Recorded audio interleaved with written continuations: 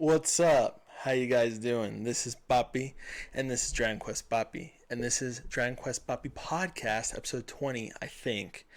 And I'm just gonna say this right off the bat. I'm gonna address the elephant in the room. Um, so shout out to the Mario movie, Super Mario Bros. I haven't watched it yet. We're gonna watch it tomorrow with my wife and kid and my oldest in theaters, so I'm really excited about that. But what I was gonna say is this is actually my second attempt of recording this episode. I am massively pissed off because I just recorded the last episode for like 30 minutes before I realized my mic was not plugged into my freaking laptop. So I am so pissed off right now. Anyways, okay, let's just get into the video. You guys don't care about that. So, okay.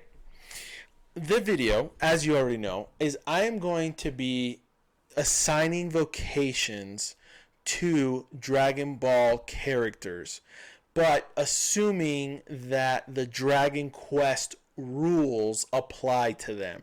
So obviously, Dragon Ball universe power levels are like more than God mode in Dragon Quest universe power levels. Like even Yamcha could probably kill, if not all, the evil bosses, like alone, most of them. Like he might have some trouble with some of them, but he probably could kill most of them. And then like maybe even Krillin or Tien, stuff like that sort of thing. So yeah, obviously Goku would just destroy everything. Like no questions asked. But like so if we exactly took over them over to the Dragon Quest universe, it would just be yeah. It would cease to exist. But if we applied the rules as if we're assigning them actual vocations, let's just pretend that works, okay? So anyways, let's move on to the video. I'm going to make my camera portion smaller to the chart I'm showing, but I'm going to use this chart while I'm explaining each character's vocations. And we're going to go from there. But basically, I'm going to be assigning more or less each character a vocation somewhat based off of this chart. I feel like this is probably the best chart and vocation system from the Dragon Quest games. This is directly from Dragon Quest VII. And so I think that this vocation system is the best one, basically is what I'm trying to say. Now, I haven't played Dragon Quest X, and but from the games I have played, which is every one but that, I feel like Dragon Quest VII's vocation system makes the most sense, especially in a progression standpoint. So anyway, so let's move on. So let's go ahead and start. Let's go ahead and start with obviously the man, the myth, and the legend of Dragon Ball. We all know him and love him as his name being Goku or Kakuroto. So, Goku. Okay. Oh, man. I really hate that I have to say all this again. So, basically, Goku. So, this is the thing with Goku. So, Goku, I do not think would be classified as the hero of this world. I think Goku would actually just be like a normal guy. But, if we took his personality, basically this is what I'm trying to say. Goku would start off as a martial artist, and then he would maintain being a martial artist the rest of his life.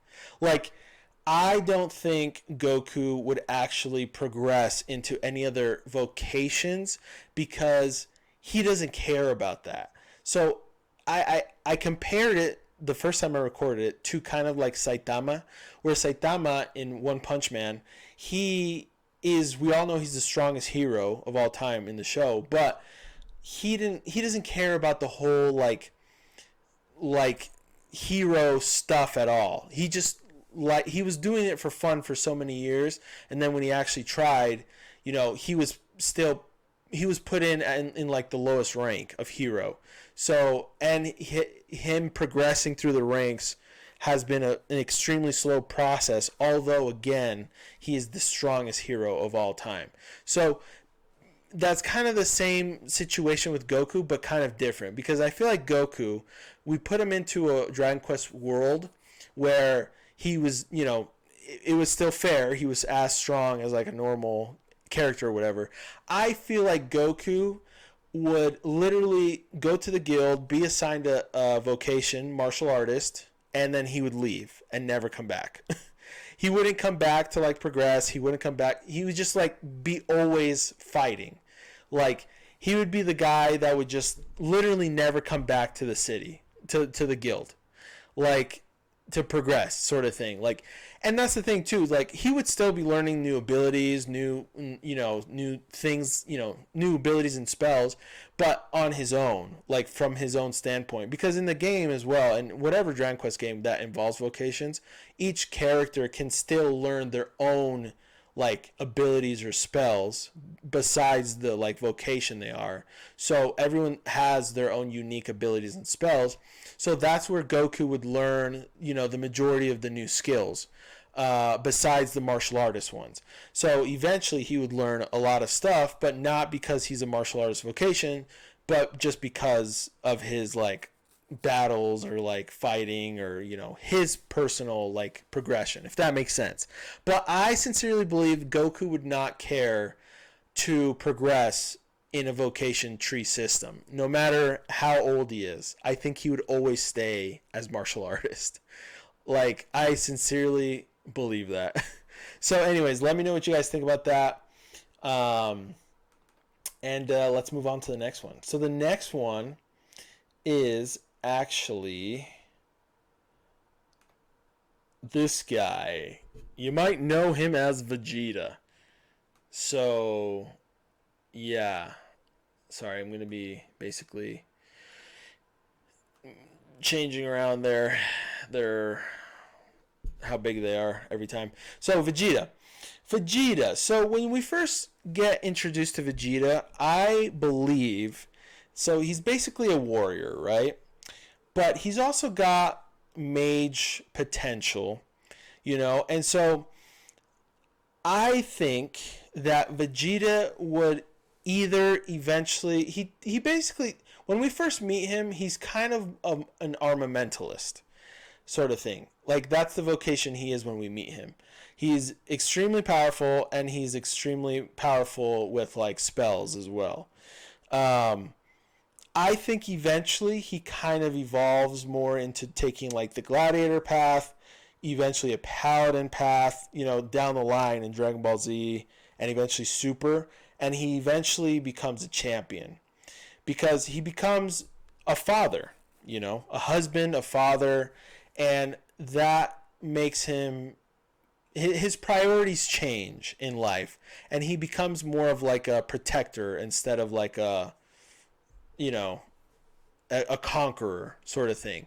And so I feel like Vegeta at first, again, when we meet him, he's more of an armamentalist, but then he moves over to becoming like a paladin sort of thing, and eventually a champion. So I feel like that's kind of the path he would take, and what he would be. So yeah, let me know what you guys think about that. If you agree or disagree, let me know. And what vocation you would put him as, also let me know. Okay, then we got good old Nappa. Nap-hap-happa. So Nappa, we all know he's kind of dumb. He's kind of a dumb dude, okay?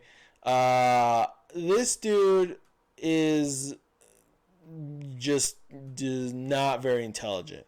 So basically, I think Nappa would be born a warrior, like we all know Saiyans are. basically. And he would become eventually a gladiator. So I think that Nappa either stays a warrior his whole life or he basically kind of evolves into a gladiator eventually.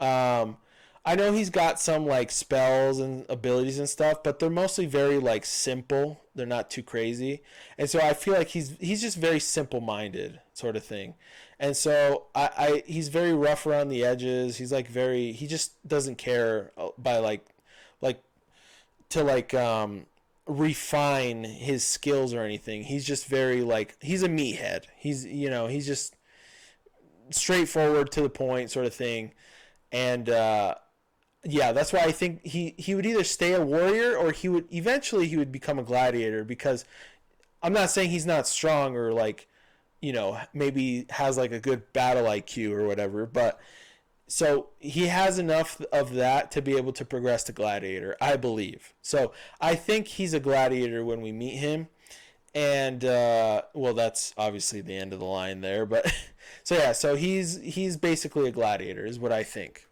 Let me know what you guys think about that. Okay, let's move on to the next character. Next character is... Oh, that's right. She was a big one. Big, big, big, big. Here we go. Chi-Chi. So, Chi-Chi is the next character we got that we're talking about. Okay, so Chi-Chi, she's kind of a little bit harder. She was kind of a little bit harder for me to define, because when we first meet Chi-Chi, she's basically a martial artist. We know that, and because of her like kind nature sort of thing, at least up front, she does have kind of like a priest sort of like mentality and like sort of like just personality sort of thing. But I think when she becomes a mother, she turns into more of a paladin. So I kind of struggled with her at first when I first filmed in deciding if she was like more of like a mage and a martial artist and then becoming like an armamentalist eventually. But I feel like even though she is very hot-headed and kind of rude, and a mage would make a lot of sense as to kind of like her being a more offensive sort of like, character, I ultimately decided with priest and then paladin, because a paladin isn't necessarily just a defensive character. I mean, paladins can learn, offensive spells as well. So I feel like Chi-Chi would just be a powerful paladin sort of thing, which would still make sense because, again, her being a mother, she's very protective of her kids and like their education and stuff. And I just feel like that speaks to more of like a defensive support unit than to more of like an offensive one, if that makes sense. So again, I think she would be a paladin. So yeah, so let me know what you guys think about that. And let's move on to, I think this one was a big one, if I remember correctly. Oh, it wasn't. Okay, good. Gohan. So, Mr. Gohan. Okay, I believe Gohan in this universe, in this world, is the hero. Yeah, so I think Gohan would be the hero. It's that simple. I really do. So we all know that, and it's, it's one of the things that they've said many times, or at least the fan base knows, that Gohan has the most potential out of all the Saiyans. We all know that. So yeah, now has he ever lived up to that potential? No, but he has the most potential. Technically, in the movie Dragon Ball Superhero, he does finally, but still, there's still more that he could learn and become and all that. So basically, Gohan is he's the hero, man. He just is. He's intelligent. He's a protector. He's he's the hero. It's that simple. He's just the hero. I don't know what else to say. He's just the hero. So yeah, Gohan's the hero. He's got the potential. He's got the mentality, the maturity, and the intellect to be the hero. So anyway, let's move on to the next character. Next character is Goten. So I think that Goten, basically what I ultimately decided was that Goten, I think, would be like a luminary. So not necessarily from this vocation tree of like being a luminary, the definition, but the definition of maybe like Dragon Quest 11, where the luminary, well, technically he's still the hero, but like in that world, like, Hendrik is kind of seen as like the hero, and then the luminary is the luminary, if that makes sense, which is still the hero, but I would give him that little bit of like differentiation compared to Gohan, where Gohan's like the legit hero for example, Dragon Quest 3. Like Gohan is the Dragon Quest 3 hero. He's Erdrick. But Goten is kind of like the luminary from 11, where like, there's that confusion sort of thing with the people, if that makes sense. So yeah, so Goten, and we haven't really seen much of Goten besides his like fusion with Kid Trunks, and then he's always been a kid basically up until finally the new movie Dragon Ball Super Superhero. So he doesn't really, we haven't seen much of him. There's GT, but we all know that doesn't really count. But anyways, the point is Goten, he still has a lot to learn and a lot to for us to see his growth about. But I believe he's more of like a luminary, which he's still a special, like, he's got hero potential. Let's leave it at that. He's got hero potential. He does. But I think he's like at the very first stages of it, if that makes sense. So anyways, Goten, the luminary. There we go. Okay. Let's move on to the next character, which is, oh man, this is a big one. Okay. Kid Trunks. So just to make it simple, I think Kid Trunks, great character, but he would be a thief. I feel like he would be a thief. Yeah, I think he's got the whole thief vibe going on. And yeah, I think it just makes the most sense for his character. He's a spoiled brat. Him and Goten do what kids do, and they'll go and play, but he's got a little bit of a spunk, as Piccolo does say in the beginning of Super and also the Battle of the Gods movie. But yeah, but Goten definitely has that. He's basically not pure-hearted, I guess you could say. I don't know what else to say, but basically, yeah. Kid Trunks, I feel like would be a thief. So, yeah. Okay. There we go. Let's move on to the next character. So the next character would be Future Trunks. So Future Trunks, because of the whole situation of what happens with his reality, basically, I think he becomes very mature and becomes a protector, a defender of truth, of right, of justice. He becomes very righteous sort of thing, but like in a good way. I say that because I feel like that word kind of correlates with like a pompous, like, just prideful person, but he becomes a very good person.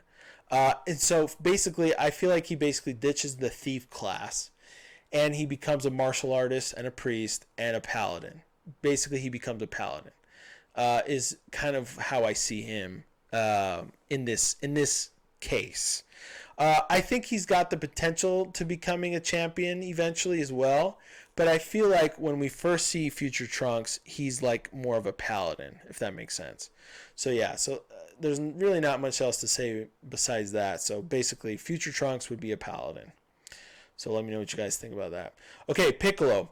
So I also had a little bit of trouble with Piccolo when I was first recording this. But I ultimately came up with, I think, a perfect, like, vocation to place Piccolo on. Because the thing is, He starts off evil. We all know that in Dragon Ball. Then he starts off. He basically he becomes good, and then eventually he fuses with so many different characters, and he's basically a righteous defender of Earth and of just a respectful he's just cool as hell. But basically, instead of going up to the champion vocation, I feel like he'd come down to the druid vocation. So he's a mix of a powerful mage, a powerful martial artist, a powerful priest. I feel like eventually he becomes kind of like a sage, especially when he has his heart soften with Gohan and literally becomes his true father. And then I feel like eventually he becomes a druid. That's kind of the path he would take. But I feel like that would make the most sense for Piccolo, because he's just got that. He just becomes very righteous, very cool, very good. So anyway, that's kind of my thoughts behind that. I don't know what you guys think. Let me know what you think. If that's crazy, if that kind of makes sense or not. Next character. Oh, what? What the heck is this? What? What is that?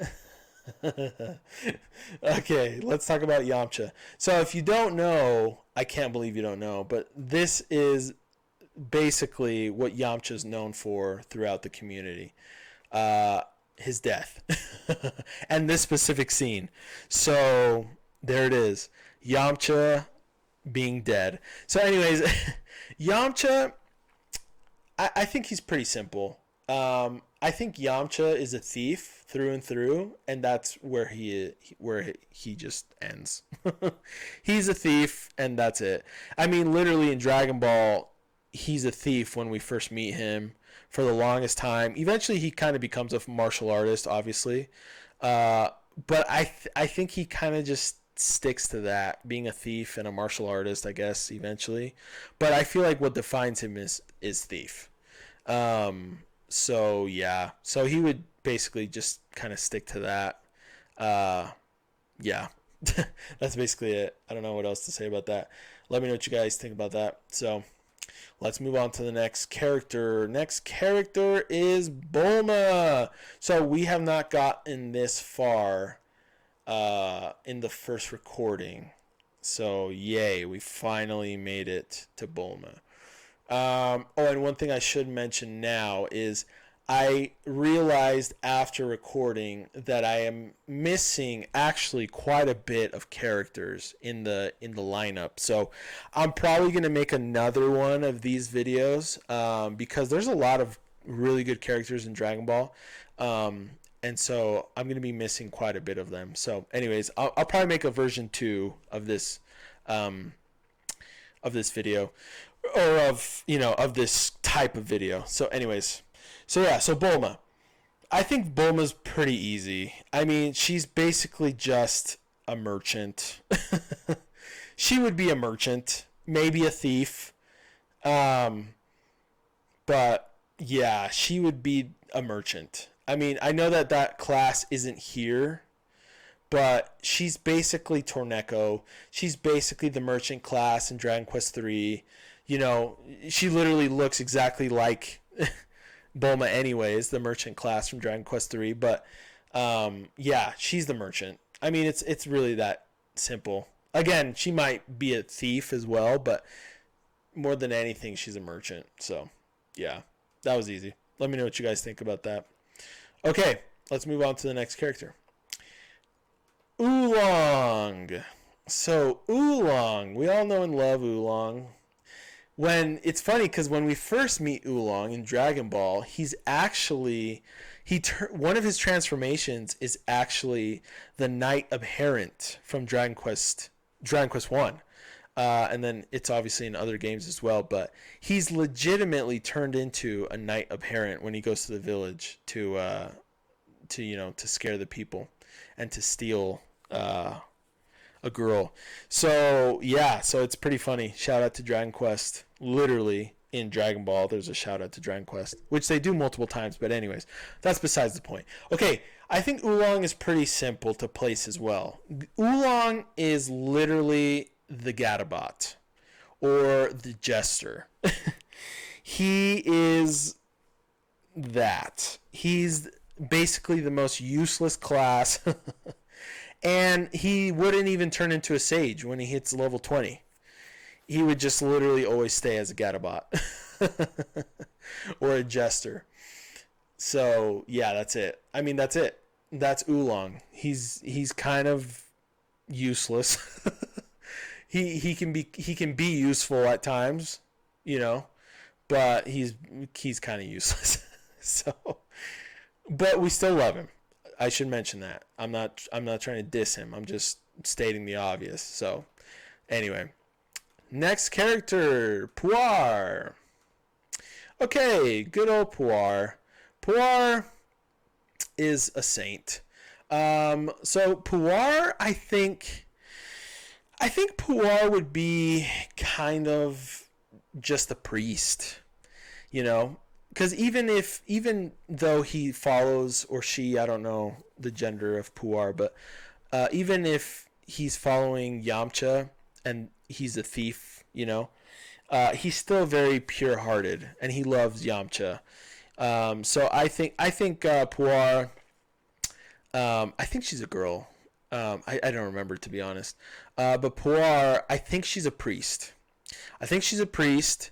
And she probably just stays there as a priest, because she's not really like into fighting sort of thing, you know. She's support for Yamcha. That's basically it. Like her best friend sort of thing, his best friend, you know. So yeah, that's basically it with Puar. I think she's just pure-hearted priest, you know, sort of thing. So yeah. There we go. Puar. Next character. Oh, excuse me. Sorry, guys. Oh, man. Master Roshi. Alright. The good old Master Roshi. So, Master Roshi. I feel like Master Roshi, honestly, would probably just still be a martial artist.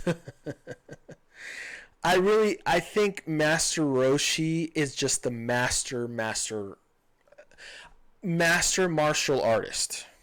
You know, I think he's just like dedicated to his whole life to being a martial artist, and that he's just, yeah, that's what he is, sort of thing, you know. You might be able to mix in priest in there, mage, you know, sort of thing. Maybe even warrior. He might be a champion. Honestly, he might be a champion. You know, he might be. He could be. But I feel like martial artist, I mean, obviously he's a master martial artist, but I feel like that just makes the most sense with him. He just kind of stuck to being a martial artist and just became a master at it, sort of thing. Again, it might make sense for him to be a champion. It might, you know, because he's basically learned everything you can learn.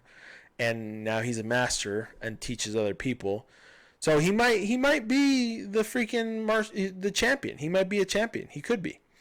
So anyway, I don't know. But honestly, now that I talk about it, I don't know if I should pick martial artist or champion. You guys help me decide that. So yeah. So let's move on to the next character. Next character is Krillin. Our favorite human. Okay, Krillin. So Krillin, I feel like Krillin, obviously he learns to be a martial artist. He is very powerful.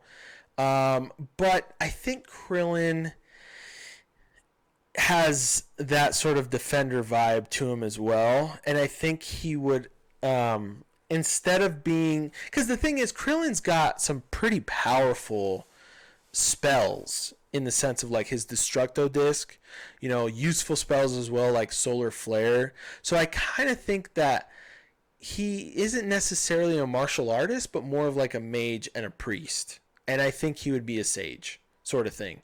I think he's more of a sage sort of thing. Like maybe he could be a paladin, maybe he could be an armamentalist, but I feel like he's got a mix of like being a good defender, protector, and a mix of being like a talented mage. And so I feel like he's more of a sage in that case. So that's kind of how I see Krillin. Yeah. I don't know what you guys think about that. Let me know. That's basically it for Krillin. So let's move on to the next character, which is good old Tien. Okay, so Tien, I think Tien is a highly skilled warrior. A highly skilled martial artist and mage. So technically this wouldn't make sense because of the path that he would have to take, but I feel like he would be an armamentalist because, or well, I don't think he would be a sage because the sage is just a priest and a mage, but I feel like he's very disciplined as a martial artist. So I feel like it would make more sense. Like, let's just pretend that you choose to be martial artist and a mage and become an armamentalist. I would say that. I think he's a mix of martial artist and a mage. I really do.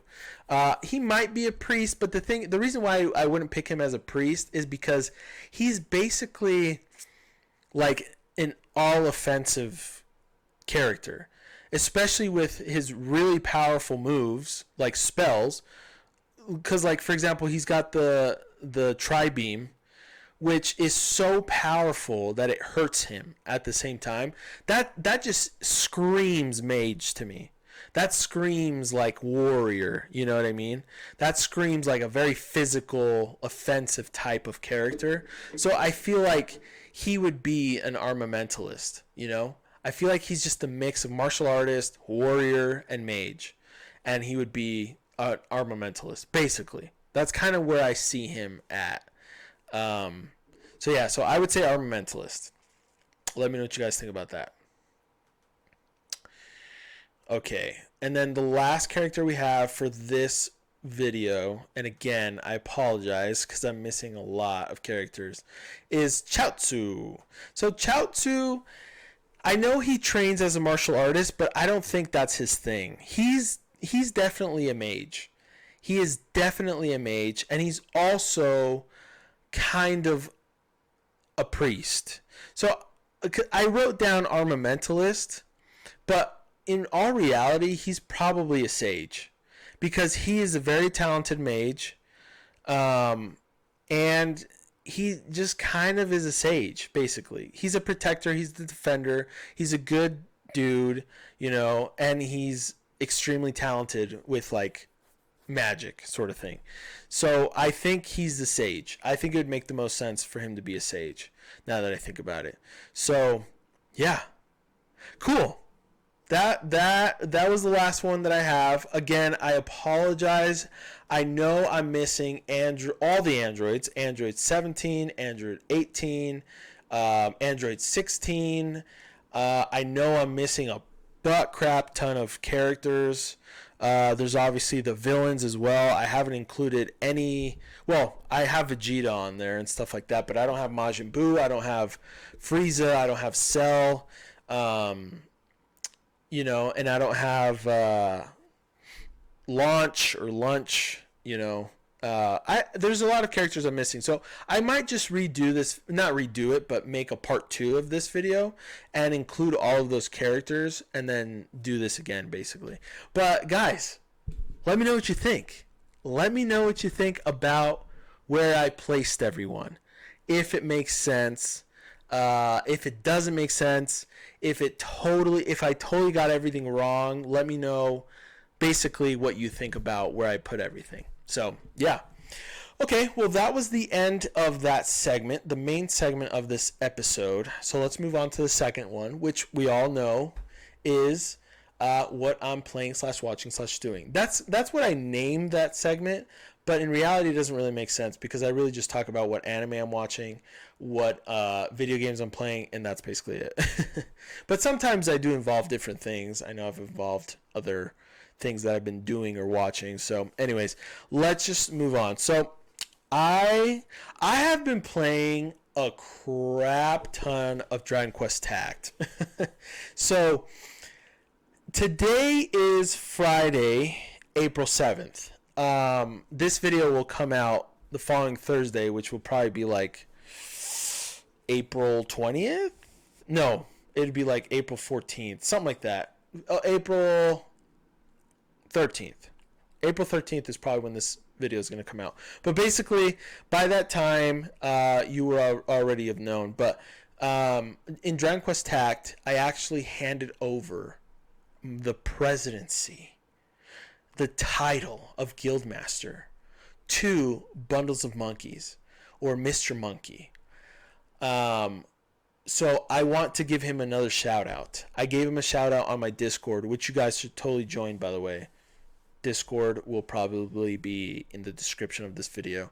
And I would love to have you guys there.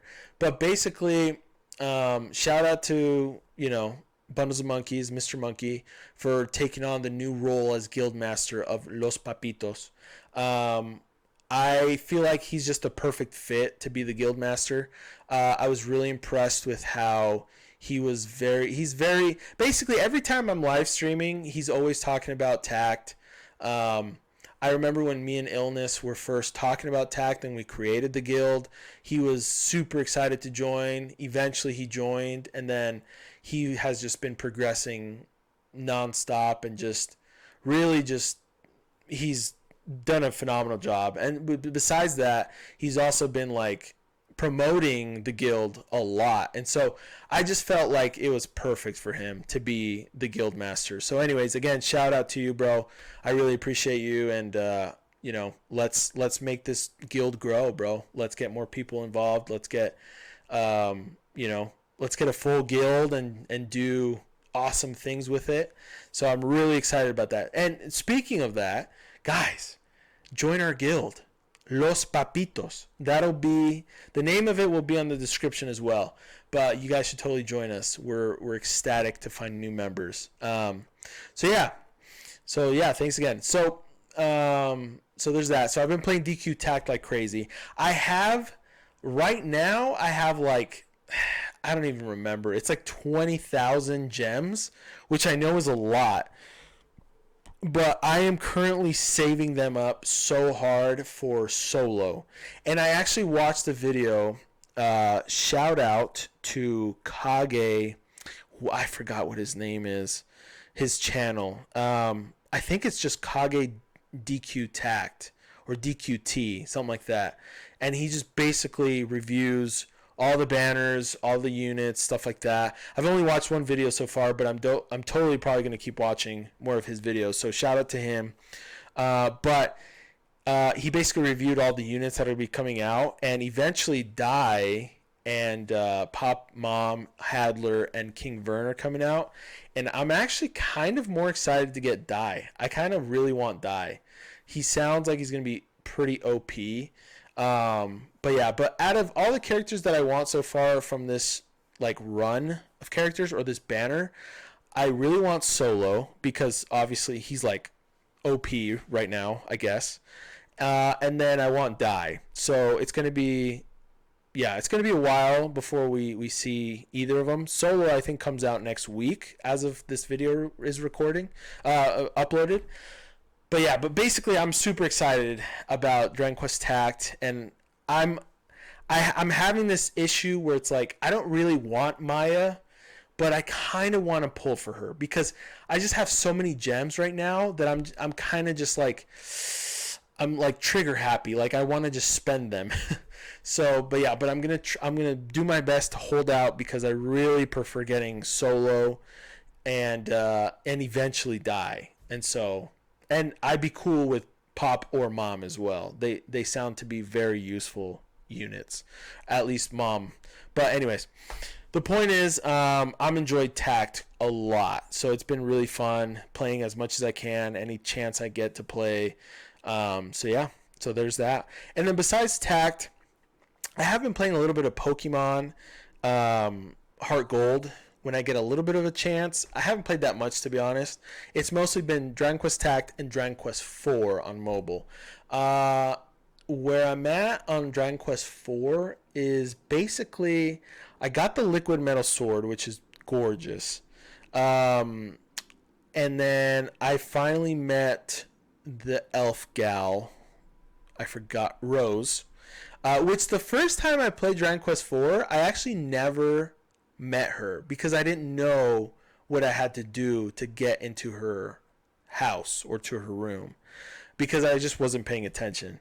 But yeah, so this time around I actually met Rose, and now I'm searching for the Zenithian sword, I believe, or the Mod Rod, something like that. I'm searching for that, but I'm still mostly playing Tact, so I'm not really playing 4 too much, but I am still playing. Those two are the games I'm playing the most right now. Besides me live streaming Dragon Quest XI's, which is also a great time. Shout out to all of my viewers, man. I mean, it is so much fun to stream with you guys, man. It is a great time. Gion, Illness, RPG Archive, I8I, of course, Bundles of Monkeys, Super XMR, Poncho Panther will come in sometimes, but you guys are always on my streams. You know, some will show up a little bit later than others, but honestly, thank you guys so much. You guys make streaming so much fun. I really do enjoy it. So besides that, that's basically what that's all I'm playing right now. And then besides that, watching wise, yeah, I haven't caught up with anything. So the only thing that's going to be different is by the time this video releases, I would have watched the Super Mario movie, which again I'm super excited about. So yeah, but I'll talk about that next podcast episode, obviously. So anyways, that's it for today's video. So yeah, thank you guys so much. I really appreciate you guys watching and listening. I hope you enjoyed this video. Again, let me know what you thought about it. If you enjoyed this type of video, I would love to do this again with, you know, the characters I missed and maybe more. But yeah, that's basically it. So let's end the video there, and we'll see you guys next time. Peace!